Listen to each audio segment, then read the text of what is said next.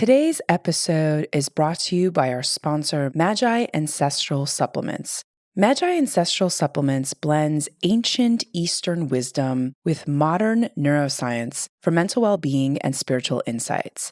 Their formulations, based on the sacred plant Syrian rue, offer natural nootropics for longevity, mindfulness, and mental wellness. Experience the magic of their supplement Starred, Magi's meditation supplement providing 60 to 75 minutes of pure bliss where the mind allows you to be present in the here and now. Whether you're new to meditation or a seasoned practitioner, Starred is an ancestral catalyst to take you further on your journey. Visit www.ancestralmagi.com and use code STARD10, STARD10, for an exclusive 10% discount as a valued listener of the Gateways to Awakening podcast. Unlock the power of ancient wisdom with Magi Ancestral Supplements and transform your meditation practice and embrace a life of mindfulness and mental wellness. Hi, my name is Yasmin Tarehi, and this is Gateways to Awakening, where we host one-on-one conversations with leading experts in wellness, well-being, and spirituality.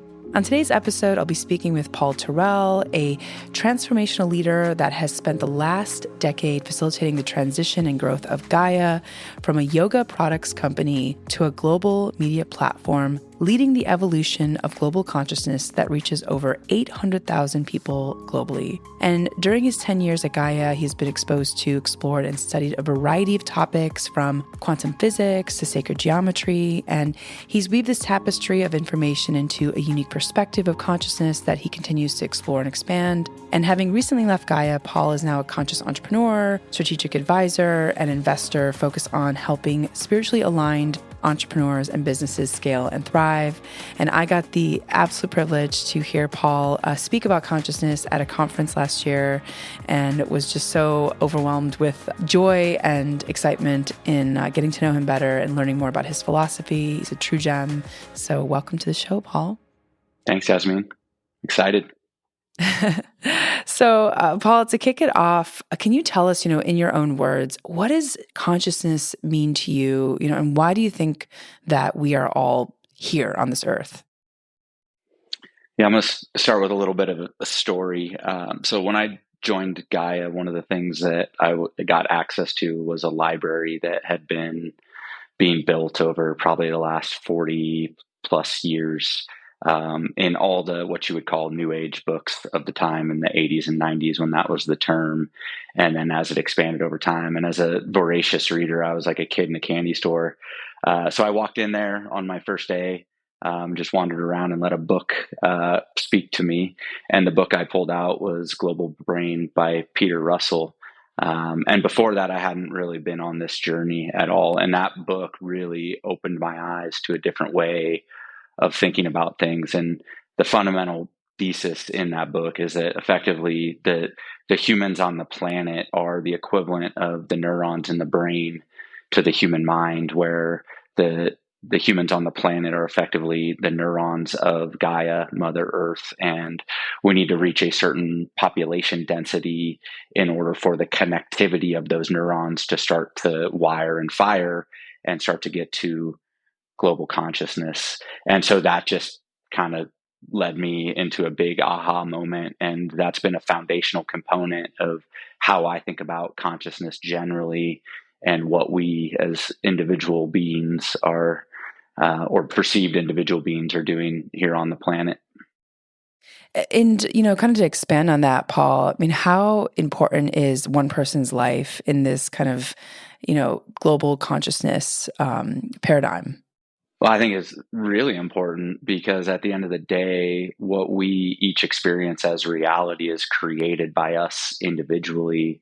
And we're effectively just big antennas. And as we receive and transmit information into the broader field, it affects all of those around us. And we probably all have experiences of something similar to that, where you might be thinking about someone and then all of a sudden they call you, or today they text you.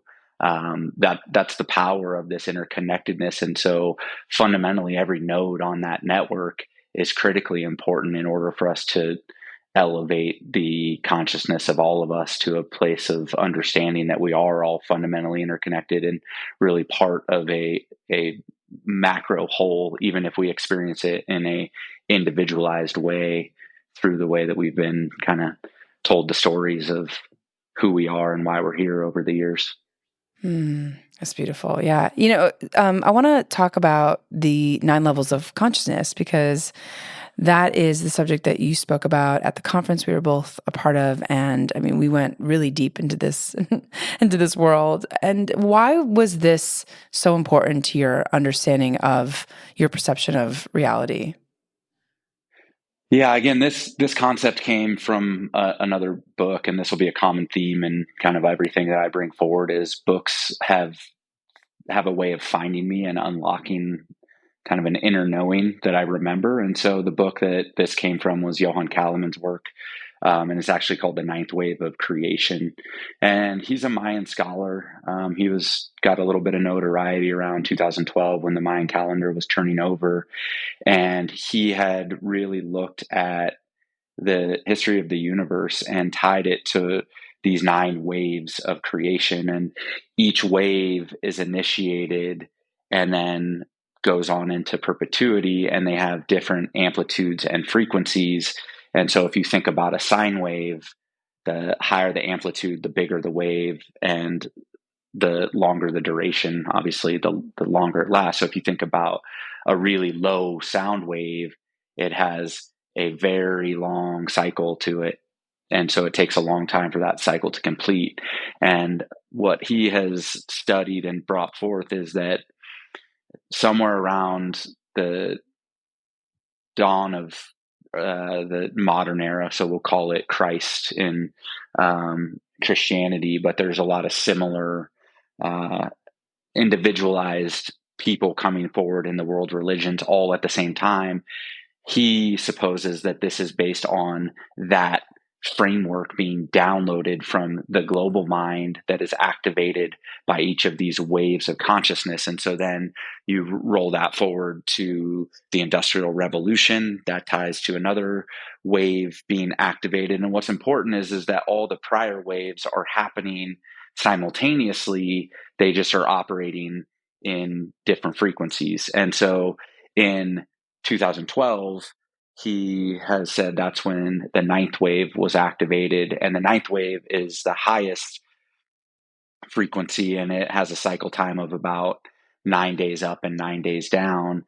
And so the individual beings on the planet that resonate with these different frequencies are starting to download kind of the new structure of what is coming forward. And the 9th wave is all about unity consciousness and love being the language. And this is really just, bringing forward what the ancient texts and many spiritual leaders have talked about for centuries and longer. So I want to double click on these concepts because I think for people listening, and they might be new to the world of frequencies. And I think that you mentioned that there's like all these frequencies kind of happening at the same time, right? And so, what does that mean for people in our audience listening in? Like, how can they apply that to their own understanding of life and reality, and maybe shifting out of stagnant situations? I mean, how would you apply that knowledge to your life? Yeah, great question. So I think a simpler way to think about this is maybe in a musical analogy, and there's notes in an octave, and then you move through all of those notes, and then if you look at the piano, right, there's several octaves that are on the piano. They have similar notes, but they're at a higher frequency as you move up the octave scales. And so that's effectively what these different waves of consciousness that have been emanating from the center of the universe, again, according to Talman's thesis. And as you start to tune in to those different frequencies, you might feel some dissonance, right? So if you listen to a piano and you play a minor chord, it has a different sound than if you play a major chord.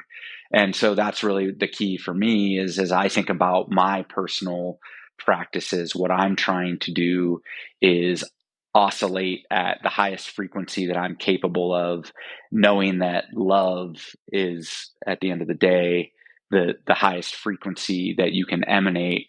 So really anything that I can do to be in love and gratitude, I know that that's starting to tune me into that higher frequency. And I think a lot of what we as a global population are feeling right now is that we have this tension between the seventh wave that came in the mid 1900s and is a lot of the reason why big government and big corporations and command and fear and control exist from that generation to the younger generations that are more light filled and love filled and a little bit less anchored, if you will. It's because they're naturally tuned to that next higher frequency in anticipation of the shift that was happening.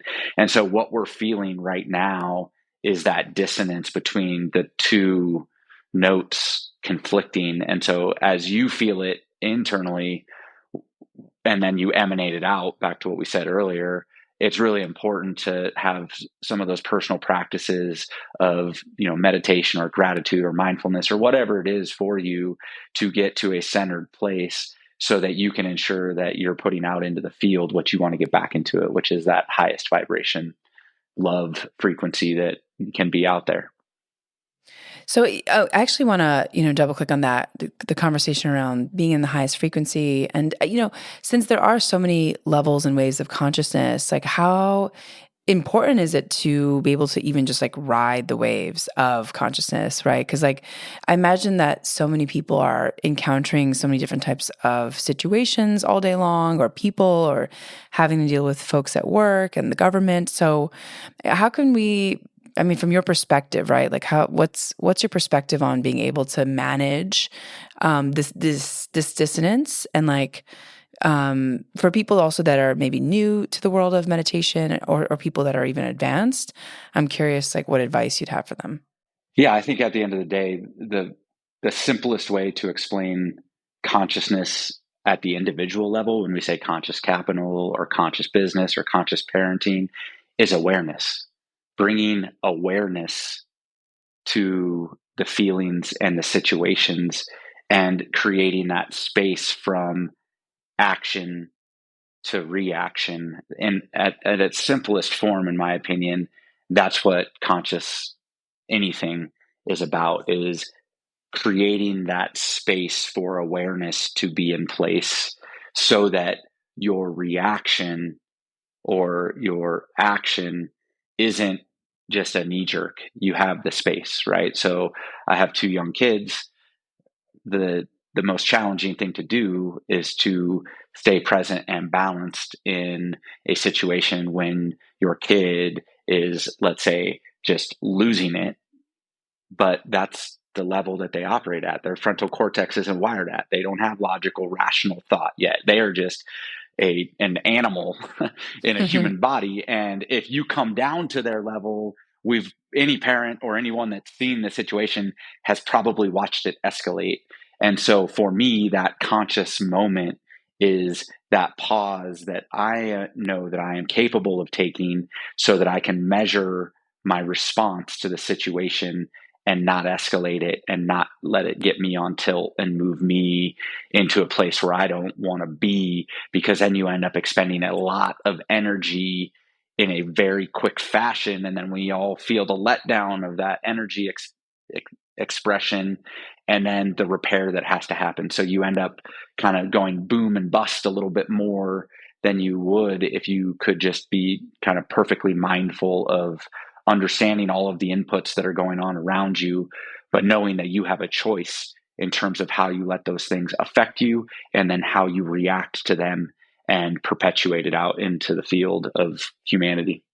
Yeah, I love that, the awareness piece, and knowing how to respond rather than react, and that's a great example of managing just like the emotional world of a child, right? Like it's it gives you a spectrum of all the, like, I guess, like the levels of frequencies available. Well, and I think that Yeah, sorry to cut you off. I think there's emotional levels for adults as well, because if you are exposed to anything in the world, you're getting exposed to lots of negative frequencies, right? You turn on the news and most of it's negative. You go on the internet and the majority of it's negative, because that is what activates the parts of our reptilian brain all the way at the brainstem that allows for incremental engagement. And the unfortunate state of media these days is that they need eyeballs and attention in order to monetize that content. And so there's been lots of stories out there about how the recommendation engines of any platform that you pick can tend to lead you into dark, scary places, but it's because of the response that we give to those things, and we get there. And so again, that's where the mindfulness comes in, to understand that that is the way that the world is wired, but you don't have to participate in it at that level. Yeah, yeah, absolutely. It's like such a practice too, right? Oh, it is. I mean, daily practice, right? Right, daily, sometimes hourly, sometimes every 10 minutes. So you were on the founding team at Gaia and you spent about 10 years there, which is quite substantial. I want to hear about your experience. What was it like to be on that founding team and see it grow? And like, what were the, I guess, modalities or teachers that you were really, moved by or inspired by the most? Yeah. So when I joined Gaia, we were inside of Gaiam with an M, and most people that do yoga probably know that brand from the Flower of Life logo that they had on all their yoga products. And I joined in 2013, and the goal was to create a digital transformation from predominantly DVD distribution of our content to digital distribution of our content. And I spent about 3 years getting that in play. And we weren't so pure into the evolution of global consciousness as the mission of what we were pursuing. We were really just trying to launch a streaming media platform, because if today that seems like it's a layup, anyone could do it. But in 2013, there wasn't the technology out there, right? The ability to stream media was a very challenging technology problem. And so we focused a lot on that and building scale. And then ultimately in 2016, when we sold that Gaian brand, we were able to really focus on who we were and what we were doing in the world. And from that point, the content library started to go from predominantly licensed titles to predominantly original productions in a wide array of topics, ranging from the asana or the physical practice of yoga all the way to extraterrestrials or extra dimensionals, and how they play a part in this consciousness expansion, and anywhere in between. And for me, being kind of a left brain analytical, uh, CPA as my training, certified public accountant and finance person as my training, it really took my daughter. She was born 10 weeks early, unexpectedly, on a day I was supposed to be getting on a plane with my wife to go to Hawaii for my parents' 40th wedding anniversary, for me to even wake up to the fact that, okay, there might be something more going on here. And that was really the catalyst for my journey to explore the vast Gaia library. And it started with, as I said, Peter Russell and the global brain. And then it got, deep into Greg Braden and his work. And I really started with the stuff that was a little bit more, I'll say, generally accepted in a science-based approach. And then I started to delve deep into kind of the more mysticism things. And the Flower of Life and Drunvalo Melchizedek's work was really important to me to understand sacred geometry and how the structure of space and time works. But then you start to look at nature and the cosmos and the structure of the human body and the atoms and the brain, and you start to understand that there's a very implicate order, that it doesn't matter what fractal layer you're looking at. You could look all the way out to the biggest scale of the cosmos and all the way down to the smallest thing that we can see. and there's a orderly progression as you go up and down. And that was fascinating to me. And that really started the variety of rabbit holes that I fell down and explored and then popped back up. You spoke about Drunvalo's work and sacred geometry and the flower of life. And, I love the way that you just articulated it, like kind of like looking at the micro and the macro and seeing that it's all, a microcosm of the whole, however, which way you look at it. But this, flower of life, what is sacred geometry and what is the flower of life for those listening who might be new to these words and new to what this means? And also Drunvalo, has such a great body of work. I want to like double click on it just so people can go check him out. Sure. So I will say I'm not an expert on these things. I'll speak to it in kind of my way that I've integrated it and synthesized it into my view. So it may not be technically 100% accurate with what he brought forward back in the 80s when he brought his first Flower of Life book out, and then he followed it up with volume 2. But really what he was looking at was this flower of life, which is it's really actually in a lot of places. It's in the pyramids in the Giza Plateau. It's in a lot of these ancient sacred sites. And so it starts to beg the question of what is this and where did it come from?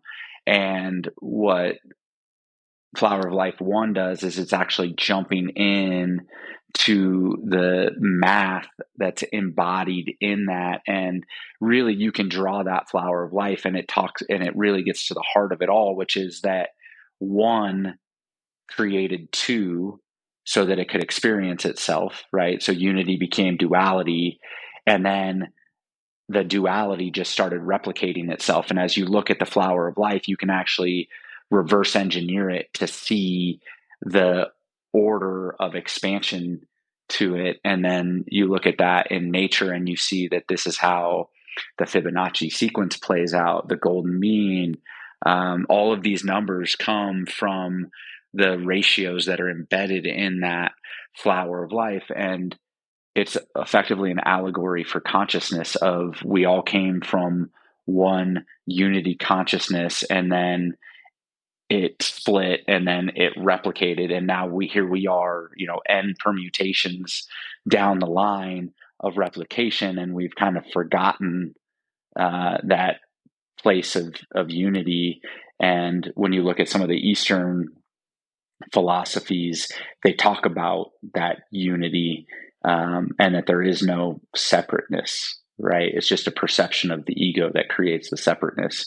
And that's what sacred geometry was really interesting to me, because you can look at this flower of life diagram, you can get these ratios out of it. It starts to talk about dimensions in terms of 1 dimension, 2 dimensions, 3 dimensions, 4 dimensions, as you think about geometry. And then that gets into the Platonic solids, and then that maps to the periodic table and the fundamental building blocks of matter.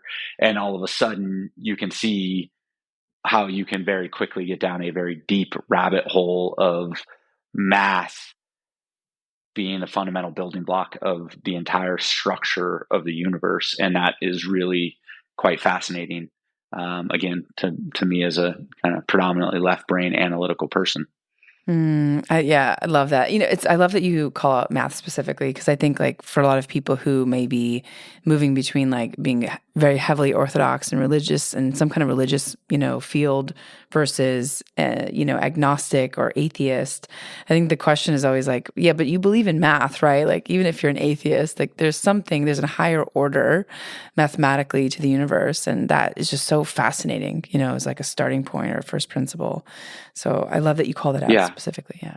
So I know you were just in Egypt doing some things there. One of the things that I discovered recently was that when you look at the Great Pyramid, embedded in the ratios of the way that Great Pyramid is built, the alignment is phenomenal when you think about the celestial alignment, but the ratios of the Earth to the moon is embedded in there. And even deeper embedded in there is the ratio of the cubit, which is the Egyptian standard measure, to the meter, which most people know from the metric system, to the foot, which most people believe was a derivation that was created out of nowhere, there's actually a perfect ratio of those three numbers built inside of the Great Pyramid that creates the Euler number, which is actually the fundamental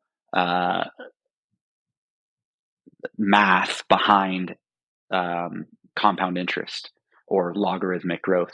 So you think about what we have been taught to believe and what's to be discovered. And again, all of a sudden it opens up all of these questions. And I don't have the answers, but what I do have is a curious mind, and I'm trying to get to, okay, like I know what I was told about the pyramids, and now I'm being shown something that shouldn't possibly exist. And so then there's something that needs to be reconciled. And that is where, for me, you mentioned those atheist or even very orthodox religious um, personas. Like you have to look at those things and start to understand how to fit them into your worldview. Because at the end of the day, when I talk about knowledge, I'm talking about my personal experience of knowledge and what I can know to be true from what I can experience, or what I can, again, having kind of tuned myself to understanding what's true to me, I get signals that help me understand whether something is a positive validation of information that I know, or whether I need to dig deeper to understand whether there's more there. So I'd say anyone can tune into that. It's just giving yourself permission to say, okay, maybe I don't know the whole story, and so I need to have an open mind as I look at things around me. Hmm. Yeah, I love that you mentioned the pyramids and like the precision of something that was built that we couldn't even replicate today, or we can't really grok or understand how it was built with what was available. And so, yeah, it opens up this whole Pandora's box of, is time linear truly, or how is this advanced or this ancient civilization so far ahead of us, from a time perspective. And so I love that. I think people who get a chance to really experience the pyramids or experience structures like that were so ahead of their time, I think have to start asking questions, deeper questions, right? Like we sort of are forever changed after that level of exposure. So I love that you mentioned that especially for the atheist. So, Paul, like looking back on this journey with Gaia, I mean, especially coming out of the pandemic, what has changed in your perspective? Like, what what trends or themes, overall have shifted? Where have you seen kind of humanity and the audience largely indexing or over-indexing on or moving away from? I'm just curious because you've been in the game for so long. So what are people like paying attention to these days?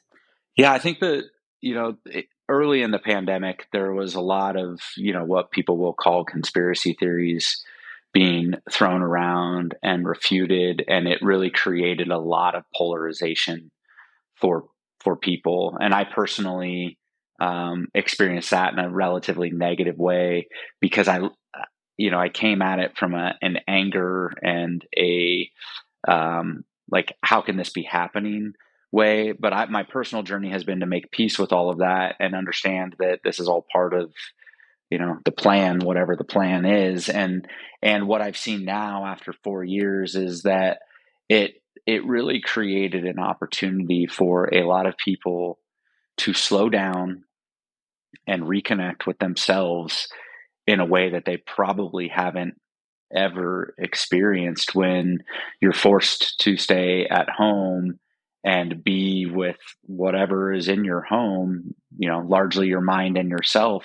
That's a lot of quiet introspection time that's not zooming around in your car and worrying about the million things that you got to do. Everyone kind of got a forced sabbatical there.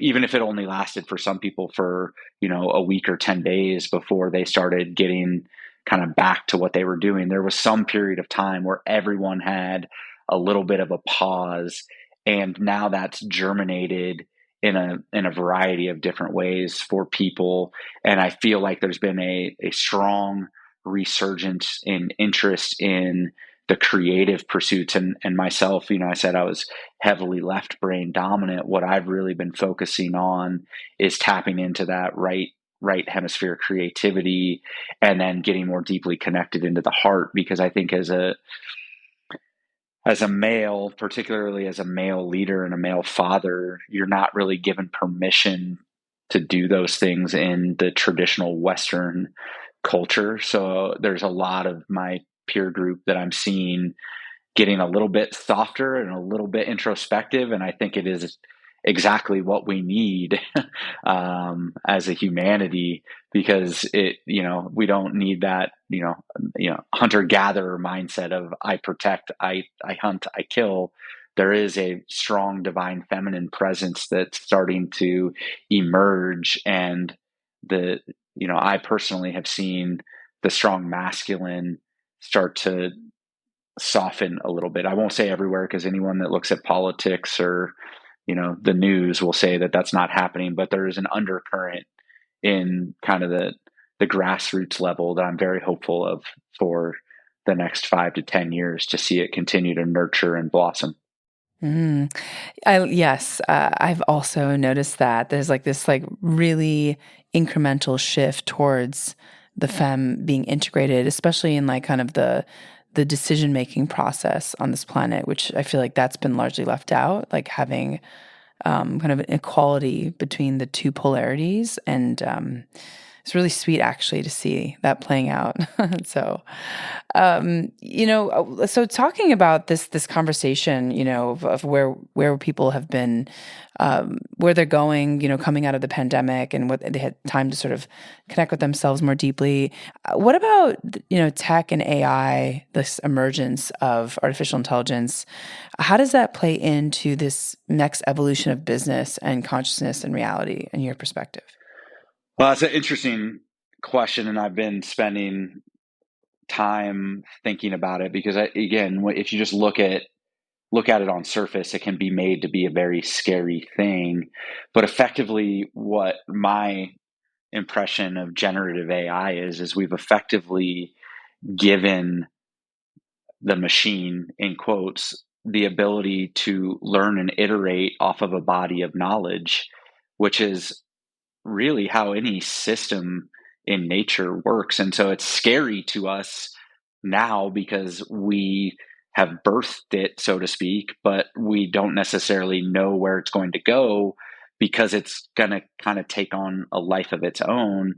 I think it's very similar to where we were, close to 100 years ago, when the atom was first discovered and harnessed and split, right? It went in two directions. It went into, we're going to weaponize it and use it in a very fearful way, but it also created a whole new area of exploration, of trying to understand the fundamental building blocks of matter and what's around us. And now that's led to leaps and bounds, shifts in the scientific understanding of consciousness in a way that we wouldn't have otherwise experienced if we just put that away and said, nope, that was a bad thing, we don't need it. So not that AI is an atomic weapon, but it could be in this era, right? I could see very negative uses of AI if that's the intention that it's harnessed with, but I could also see very positive,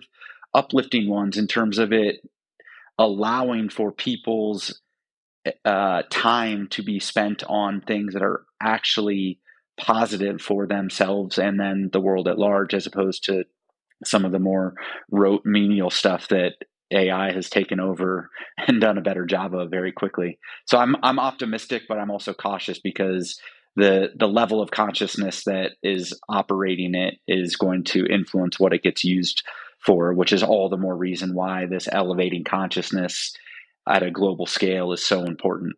Yeah, I completely agree with that. I mean, it's going to be a very interesting perspective. And I also am very, positive. I feel like consciousness is growing and expanding, like you said, right? Like we're integrating this ninth wave. And I think also like the younger generation, I don't know if you're noticing that, you have kids, but the younger generation seems to be able to to grok this space at a much faster speed, all around. So Yeah, because I'd say they're ninth wave natives. They're not trying to shift into a higher level. They're just operating at it, and that is powerful, but it's also challenging, particularly if you think about the baby boomer generation that would have come from the seventh wave.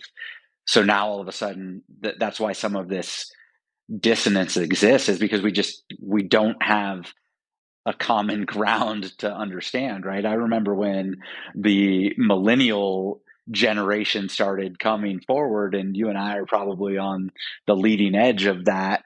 It got labeled and typecast as a thing based on the level of consciousness that was existing at the time. And now all of a sudden, we're starting to see what these late 20s and 30 somethings are capable of, and how they're approaching their life and their impact on the planet and the interconnectedness of us all, and trying to solve the problems that we've created in entirely different ways.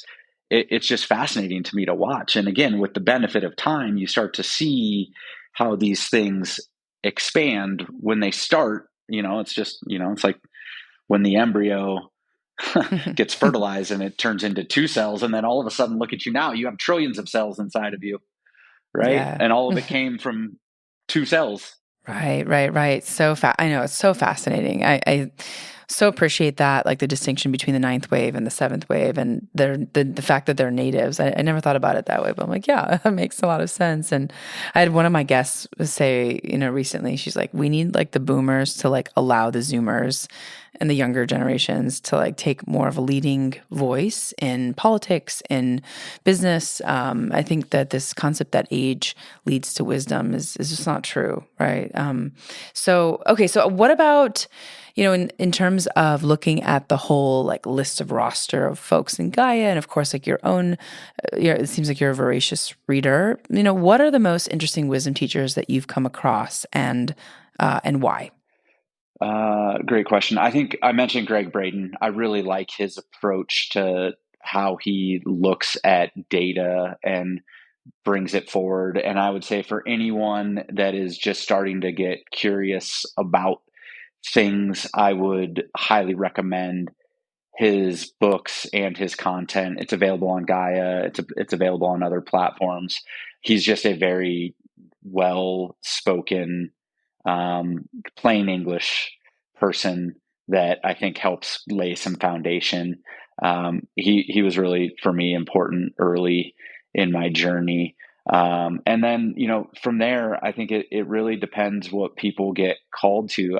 I read a lot of stuff that people would call, real far out there, like Timothy Wiley. He channeled his internal rebel angel, right? So you got to be somewhere where you're ready to give yourself permission to think that we might have angels inside of us or angels around us before you go there. But that one was really interesting to me because he talks a lot about consciousness, and that what you said earlier is that time may not be linear, and these books that are written in the quote unquote fiction category because they can't be proven are really interesting. And so I would say giving yourself permission to just explore that section of content, and again, see what resonates with you. I pick up a book and I start reading it, and I either put it down after about 20 pages or I finish it very quickly. And I think that's really what books have allowed me to do in a way that audio video content doesn't really allow you to necessarily do that, because it's more compartmentalized in terms of how it flows out to be structured that way. So I would say, Gaia is a great resource, and just go on there and see what strikes your fancy. I'm also involved now with Humanities Team, which is a nonprofit that has a lot of great content on there, more in a masterclass style format. And then, YouTube is full of it. The thing that you got to be careful with YouTube is that it's easy for anyone to get content out there. And so you end up having to validate and do your own research on a person or a topic if you're just finding it in the open web, versus going to one of these other platforms that I've mentioned where there's a little bit better curation and vetting of who's getting on those platforms. But I'm a unique mind in terms of what I gravitate towards. And I would just say, pick up a book and start reading it, because you're going to find that those authors reference other works. And then that's when you start putting the web together of all of this knowledge and how it fits together for you. Yeah, absolutely. I love that. Okay. So Paul, can you tell us a little bit more about Humanity's Team and why you got involved with them? Sure. So Humanity's Team was co-founded by Neil Donald Walsh, who some of your audience might know from the books that he wrote, Conversations with God, and the series, and all the uh, supplemental work that came out of that. And Steve Tarell, who was a two-time successful Silicon Valley entrepreneur that had his own awakening and was spoken to by God and said that that wasn't his path, and his path was partnering with Neil Donald Walsh to really bring forward this idea of we are all interconnected, and the reality that we're creating is not the core of who we actually are. And so Humanity's Team's mission is really focused on making conscious living pervasive by 2040. And what I really like about that is that if you think about Maslow's hierarchy, if you're worried about clean food and clean water, some of the more esoteric stuff that we've talked about and what Gaia has a lot of isn't really relevant. But there are things that are relevant down there, which is the understanding that I am part of a bigger whole, and I need to respect the earth and the people around me in that way. And so that's what I really have gravitated towards Humanity's Team for, is trying to help the global population move to this conscious living being pervasive by 2040, because we know that as more and more people shift to that mindset, you're going to start to see a rapid evolution in that direction, and it'll start to shift very quickly. And so Gaia was the starting point, right? And these are people that are, you may know, maybe up on Maslow's hierarchy, have some discretionary income, and can have the time to watch the content that's on Gaia. And we're taking them up to an even higher level of awareness and consciousness. And now I'm looking at Humanity's Team as an opportunity to come down and help more of the footprint, because Humanity's Team is a 501c3. They do have a subscription offering that they've continuously lowered the price on. And for every subscription that's bought, they're giving one away. And all the content that's on there is non-exclusive. So all the talent that is there presenting their work is able to go present it other places and spread the word, because really the core mission of Humanity's Team is exactly that: helping people understand that there's a different framework to the world. And Steve Farrell talks about it as that we're at the Galileo moment right now. And for those that aren't students of science and history, Galileo put out the supposition that maybe it wasn't a geocentric world, it was a heliocentric Earth, and that was heretical at the time. And it really required a shift in thinking. But then all of a sudden, once that shift in thinking came through, rapid developments happened in terms of math and science, as a result of changing the paradigm. And Humanity's Team, and I believe we're at a very similar place right now as it relates to humanity, with the population density increasing, the climate shifting, and a lot of the things that we're seeing and feeling that are some man-made, some not man-made. But if we think that we're going to get out of it with the level of thinking that created it, we're delusional. We need to have, as Einstein says, you need to get to that next level to be able to solve the problems that you created with this level. And that's what Humanity's Team's all about. Mm. I love that so much. I've met Steve Farrell, and super excited about the development of Humanity's Team and all the content that's available, and it's so accessible to so many people, which is awesome. And we've had Neil Donald Walsh on the show very early on, actually. For those who don't know Neil Donald Walsh, go check out Conversations with God. It's a fascinating read. So, what sort of things have surprised you the most looking back on this journey, Paul? Oh, I think the thing that it continues to delight and bring joy in my life as I continue to expand my own awareness and look back at my own life. I see the synchronicities that have led me to this place and time, and the way that just unfolded, and how somewhat seemingly disconnected things, again, with the benefit of time and reflection, you start to see how they're all connected and interwoven. It's fascinating to me. And that just continues to help me, who was a strong atheist in my early years, and a very staunch capitalist in my early 20s, has helped open my eyes to there being some higher order here. And once you start to tune into it and um, give permission for it to exist, you'll start to see it every day, and it's a phenomenal place to be. Mm. Yeah, I love that. I love that so much. Okay, so what do you want to tell our listeners as a main takeaway about their health, well-being, wellness? I mean, what sort of advice do you want to impart on our audience as like a main takeaway? I want to ground this down into the dirt, as one of my mental performance coaches, Brian Kane, likes to say, because we've talked a lot about philosophical and heady ideas, but it can be just that unless you take action. And one of the things that I've implemented in my life that, again, comes from Brian Kane is the concept of 1%. And 1% of a day is 14 minutes and 24 seconds. And if you think about consistently doing something for 1% of a day every day and compounding those gains over time, you'll be amazed at the amount of progression that you get in any area that you apply that to. And so I would say, find that area, whether it's spirituality at a high level or just a simple mindfulness practice of breathing and gratitude for 14 minutes and 24 seconds a day, and you'll be amazed at what unfolds after that. And Humanity's Team is a great avenue. Gaia is a great avenue for information to help continue to expand it.